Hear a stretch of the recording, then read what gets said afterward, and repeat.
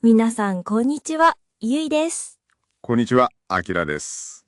日常の日本語チャンネルへようこそ。今日もコーヒーを飲みながらリラックスして聞いてくださいね。はい、ゆっくりとしたペースで話していきましょあきらさん、突然ですが、今すぐあきらさんの部屋に友達を呼べますか？う。今すぐですか？いやー、それはちょっと。待ってください。1時間、いや、2時間は片付けの時間が欲しいです。やっぱり言葉に詰まりましたね。急に痛いところついてきますね。もしかして今日のテーマは。ご名答です。今日は皆さんと部屋の片付けと断捨離について話したいんです。なるほど。私にとってはかなり耳が痛いテーマになりそうです。ちなみに私の部屋は今すぐ誰が来ても大丈夫ですよ。モデルルームみたいにすっきりしていますから。ゆいさんは本当に物が少ないですよね。この前少し見せてもらいましたが、生活感があまりなくて驚きました。私は極簡主義、つまりミニマリストなんです。お気に入りのブランドのバッグと厳選された家具しか置いていません。私は完全に逆ですね。物が捨てられないタイプです。いわゆるもったいない成人ですよ。知っています。あきらさんの家、ハサミを一つ見つけるのに1時間かかるって噂を聞きましたよ。1時間は言い過ぎですよ。ただ、将来何かの役に立つかもしれないものが少し多いだけです。少しですか？例えば5年前のスマートフォンの空き箱とか、何に使うかわからない古いケーブルとか。確かに引き出しの中にたくさん眠っています。それですよ。あきらさん、あなたは家に住んでいるんじゃなくて倉庫に住んでいるんです。倉庫だなんてひどいな。でも、物があることでなんだか安心するんですよね。安心感ですか？でも、あきらさん、日本の家賃ってすごく高いじゃないですか。そうですね。特に東京は少し広い部屋に住もうとするとすぐに家賃が跳ね上がります。だからこそ空間は金なりなんですよ。ガラクタのために高い家賃を払うなんて絶対に嫌です。ガラクタじゃないですよ。今は使っていなくてもいつか必ず出番が来るんです。そのいつかは永遠に来ませんよ。私は見て心ときめかないものはすぐに捨てるようにしています。すぐに捨てるなんてもったいないですよ。万が一明日必要になったらどうするんですか？その時はまた新しいものを買えばいいじゃないですか。えそれこそお金の無駄遣い。金銭に対する裏切りですよ。そうでしょうか。ゴミの山の中から物を探す時間やストレスを考えたら手放した方がずっとお得ですよ。ゆいさんは捨てるときは気持ちいいかもしれないけど、結局また買うんだったらお出しじゃないですか。違いますよ。厳しく捨てるからこそ、次からは本当に必要なものしか買わなくなるんです。結果的に節約になります。なるほど。でも、物を大切にするというのも大切な日本の文化、もったいない精神ですよ。確かに、もったいないは美しい言葉です。でも、使わずに何年も放置する方がもっと物に失礼だと思います。言われてみれば、買った時の袋に入ったまま一度も開けていないものもありますね。ほら、物は使ってこそ意味があるんです。だから私は厳選した大好きなものだけに囲まれていきたいんです。ゆいさんは不要なものを次々と切り捨てる冷酷なお片付け女王みたいですね。ふふ、ありがとうございます。最高の褒め言葉として受け取っておきます。私はさしずめ自分の宝物を守って洞窟に引きこもるドラゴンといったところでしょうか。あはは。ぴったりですね。でも、その宝物、ほとんどがガラクタですからね。否定できないのが辛いところです。でも、ゆいさん、日本で物を捨てるのって結構大変じゃないですか？そうですね。普通のゴミの日は決まっているし、ペットボトルやプラスチックの分別も厳しいですからね。それに、大きな家具や家電を捨てるときは、粗大ゴミになってお金がかかりますよね。はい。コンビニで粗大ゴミのシールを買って役所に予約して出さないといけません。数百円から数千円かかります。ほら、捨てるのにお金を払うなんて絶対に損ですよ。だから私は捨てたくないんです。あきらさん、それは目先のお金しか見ていませんよ。目先のお金、どういうことですか？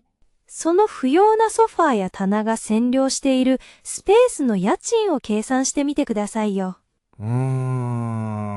東京の家賃で計算すると、確かに月に何千円分ものスペースを無駄にしているかもしれません。そうですよ。粗大ゴミの処理費用を一度払えば、そのスペースがずっと自由になるんです。理屈はわかりますが、やっぱりお金を払って捨てるのは心理的な抵抗がありますよ。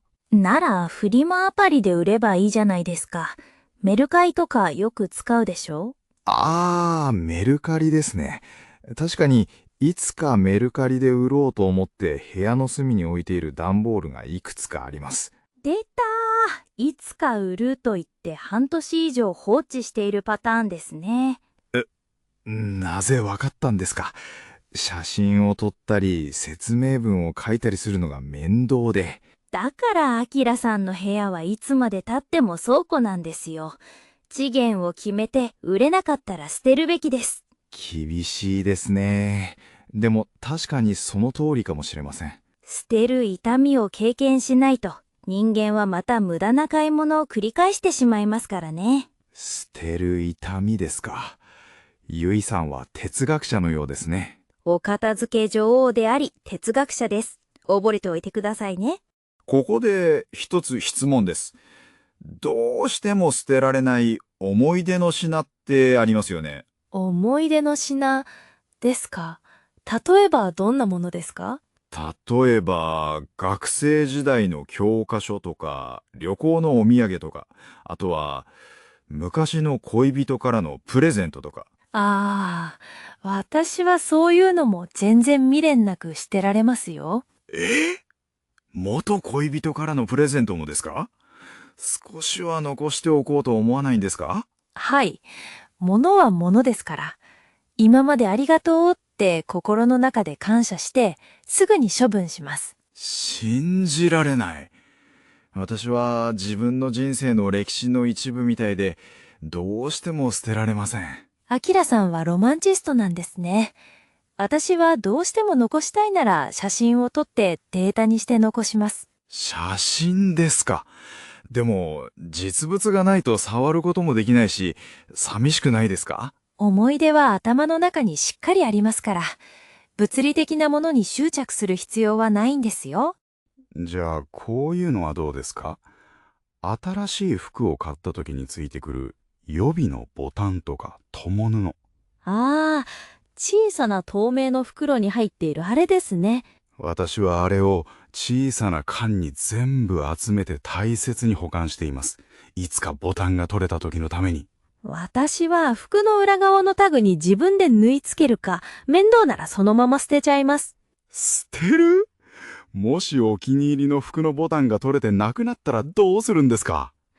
アキラさん、今まで生きてきて、その予備のボタンを実際に使ったこと、何回ありますか？正直に言うと一度もありません。ですよね。あの缶の中のボタンたち、一生出番はありませんよ。ただのゴミコレクションです。言われてみればそうですね。でも万が一の時に安心なんです。これもお守りみたいなものです。その小さな不安の積み重ねが部屋を散らかす一番の原因なんですよ、アキラさん。ゆいさんって洋服はどうしているんですか？ミニマリストだから数数着しか持っていないんですか？はい、クローゼットにかかっている分しか持ちません。ワンシーズンで着倒すことが多いです。着倒す。つまり何度も着てボロボロになるまで着るということですね。そうです。少し高い服を買っても、毎日のように着れば、1回あたりのコストは安くなりますから。なるほど、コストパフォーマンスの考え方ですね。計算高いな。ええ。そしてシーズンが終わったら手放して、また次のシーズンに新しいお気に入りを買います。私は洋服も捨てられなくて、10年前に買ったけど痩せたら着ると思っている服がたくさんあります。ああ、それ一番ダメなやつです。断言します。痩せたら着る服は絶対に一生着ません。そんなにはっきり言わなくても。でも確かにその通りで、ずっとクローゼットの奥に眠っています。万が一痩せたとしても、その時にはもっと新しい、今の自分に似合う服が欲しくなるはずですよ。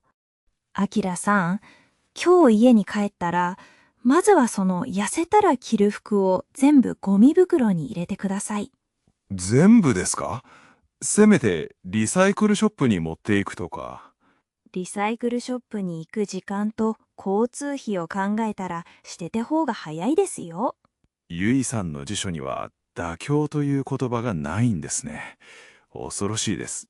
妥協していたらすぐにまた物に囲まれる生活に戻ってしまいますからね。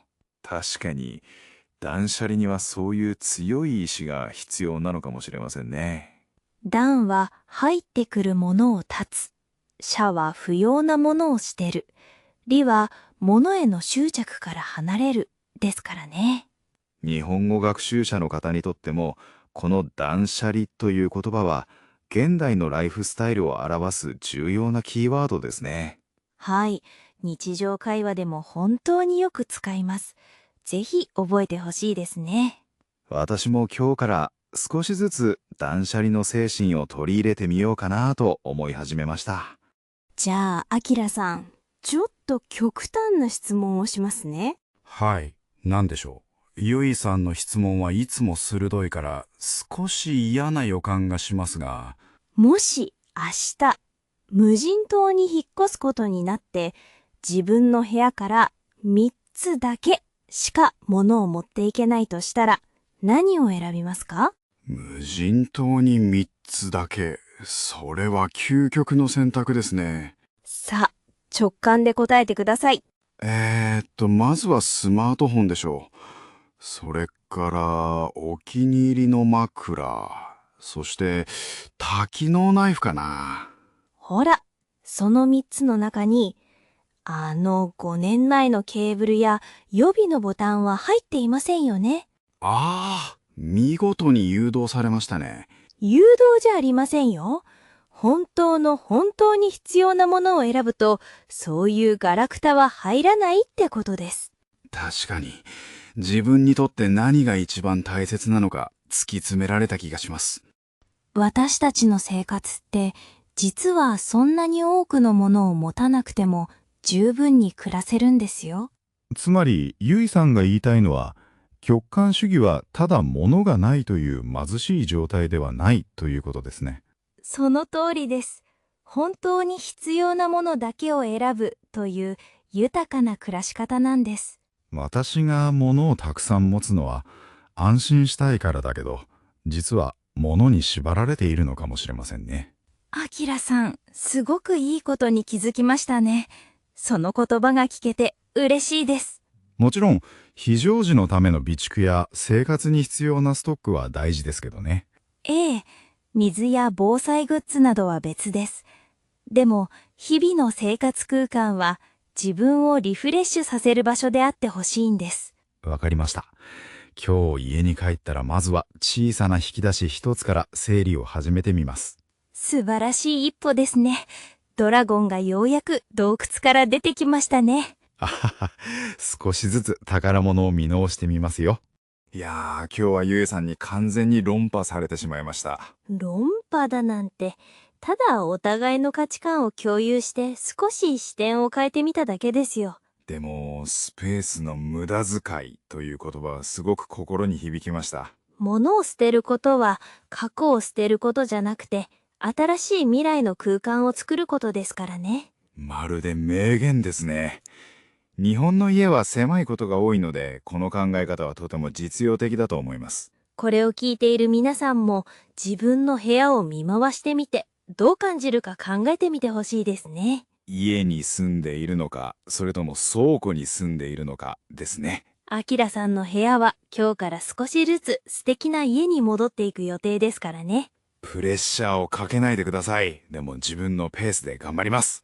さて、今日のポッドキャストを聞いてくださった皆さんにちょっとしたチャレンジの提案です。お、リスナー参加型の企画ですね。何でしょうか。1年以上全く使っていないものを部屋から一つだけ選んで手放してみてください。そして何を捨てたのか、ぜひコメント欄で教えてくださいね。私はこれを捨ててすっきりしたとか、あきらさんみたいにやっぱり捨てられなかったという報告もお待ちしています。今回の会話のスクリプトはコメント欄の一番上に固定してあるリンクから見ることができますよ。断捨離や粗大ゴミなど、日本の生活でよく使う言葉の復習にぜひ活用してくださいね。